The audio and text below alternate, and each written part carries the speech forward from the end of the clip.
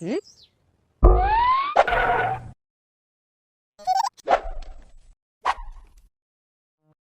வணக்கம். வசியின் வாசிப்புகளில் கம்பராமாயணம் யுத்தகாண்டம் பகுதியில் மீட்சிப் படலத்தின் 6ஆம் பாகம். பிரம்மன் அவ்வாறு சொல்லி முடித்தவுடன் அதுவரை காத்திருந்த சிவபெருமான் ராமபிரானை நோக்கி, வலிமையுள்ளவரே, உமது தன்மையை நீர் சிறிதும் அறியவில்லை. நீரே மிகவும் அனாதியாக இருக்கின்ற முழுமுதற் கடவுளாவீர். உலகங்களுக்கும் தாயான இப்பிராட்டியே திருமாலாகிய உமது திருமார்பிலே பொருந்தி இருக்கின்ற திருமகளாவார். தலைவரே, பழமையான எல்லா உலகங்களும் உண்டாவதற்கு இடமான அழகிய வயிற்றையுடைய தாயாகிய இப்பிராட்டி உம்மால் வெறுத்து கைவிடத்தக்க தீயழுக்கம் கொண்டவரில்லை. மேலும் இப்பிராட்டியை தவறாக எண்ணி நீர் இவரை கைவிட்டால் எல்லா உயிர்களும் இறக்கும். ஆகையால் இப்பிராட்டி விஷயத்தில் நீர் அவமதிப்பு கொள்வது மறந்துவிடத்தக்கதே என்று சொல்லி துதித்தார். பின்பு சிவபெருமான் தான் மேலும் செய்ய வேண்டிய காரியத்தை நினைத்தவராக அங்கிருந்து புறப்பட்டு சென்று மோட்சலோகத்தை அடைந்து தசரத சக்கரவர்த்தியை நெருங்கி, வலிமை உள்ளவனே, நீ விரைந்து சென்று உனது புதல்வராகிய ராமபிரானை பார்த்து அவர் மனம் திருப்தி கொள்ளுமாறு அறிவு சொல்லி உனது மனதிலே நெடுநாளாக உள்ள மிக்க துன்பத்தை போக்கிக் கொள்வாய் என்றார்.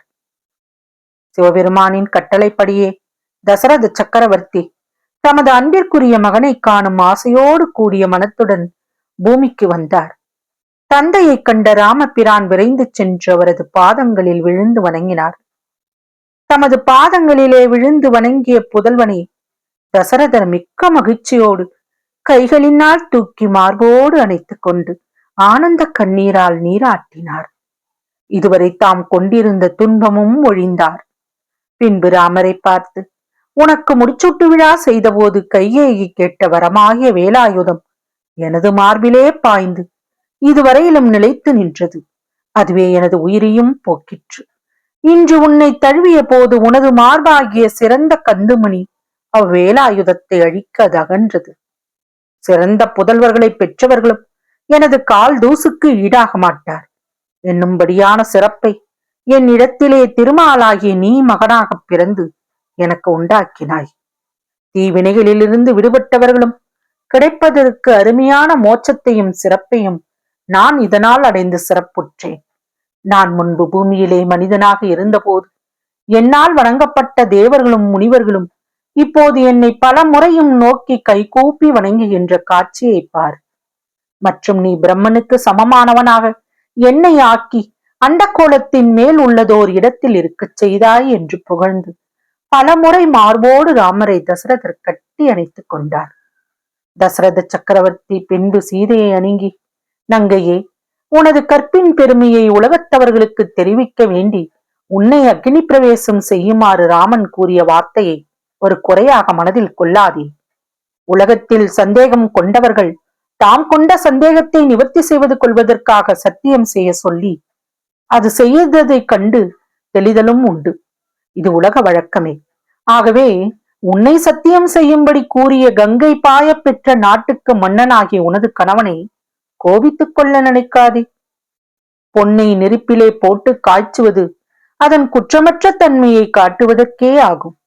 இதனை நீ உனது மனதால் கொள்வதே தக்கதாகும். இந்த சமயத்தை விட்டால் உனது கற்பின் சிறப்பை தேவர்கள் முதலியோர் காணுமாறு தெரிவிக்க முடியாது என்று நினைத்தேன். உனது கணவனாகிய சிறந்த குணங்களை உடைய ராமன் இப்போது உன்னை தீக்குளிக்கச் செய்து நீ கற்பரசி என்பதை காட்டினான். அருந்ததி போன்ற கற்பரசிகளுக்கும் மணிகலனாக திகழ்பவளே, நீ சாதாரண மானிடரைப் போலன்றி மண்ணிலே பிறந்தாய். பரமபதத்திலிருந்து நீ வந்து தோன்றினாய். இனி எண்ணிக்கையற்ற உனது நற்குணங்களுக்கு எந்த ஒரு குற்றமும் இல்லை என்று சொல்லி தமது மருமகளின் நற்குணங்களை எண்ணி மகிழ்ந்தார். அடுத்து பெரும் பாசத்துடன் லக்ஷ்மணனை தழுவிக்கொண்டு தமது கண்ணீரால் அவனை நீராட்டினார் தசரத சக்கரவர்த்தி. மைந்தனே, உனது அண்ணனை எக்காலத்தும் பிரியாமல் தொடர்ந்து அவனோடு காட்டுக்குள் வந்து அவனுக்கு பல உதவிகளை செய்தாய். இதனால் உனது பிறவி துன்பத்தையும் எனது மனத்துயரத்தையும் நீக்கினாய். ஐயனே, 14 ஆண்டுகள் உறக்கமின்றியிருந்த ஒருவனால் அன்றி மற்ற எவராலும் தன்னை கொல்ல முடியாத வரம் பெற்றிருந்த இந்திரனது பெரும் பகைவனான இந்திரஜித்தை அவ்வாறே இருந்து போர் செய்து அழித்து வெற்றி பெற்ற உனது அகன்ற உயர்ந்த தோள்களின் வல்லமையே தேவர்களும் மற்றவர்களும் எப்பொழுதும் பேசப்படுகின்றதாகும். இவ்வுலகத்துக்கு துன்பத்தை தருகின்ற பகையை ஒழித்த நீ தர்மத்தை நிலைபெறச் செய்தாய் என்று லக்ஷ்மணனை புகழ்ந்தார். மீண்டும் தசரதர் ராமரை பார்த்து, உயர் குணத்தவனே, நான் உனக்கு கொடுக்கக்கூடிய வரத்தை கேட்பாயாக என்றார். அதற்கு ராமபிரான், தந்தையே, நான் உம்மை மேலுலகத்துக்கு சென்று தரிசித்து என் மனத்துன்பத்தை போக்கிக் கொள்ளலாம் என்று எண்ணியிருந்தேன். அதற்கு முன் நீரே இங்கு வந்து விட்டீர். இன்று உம்மை கண்டு தரிசிக்க பெற்றேன். இதைவிட இனி நான் பெறப்போகின்ற சிறந்த பேறு என்ன இருக்கின்றது என்று கேட்டார். ஆயினும் உனக்கு தக்கதொரு வரத்தை கேள் என்று மீண்டும் சக்கரவர்த்தி வற்புறுத்தினார்.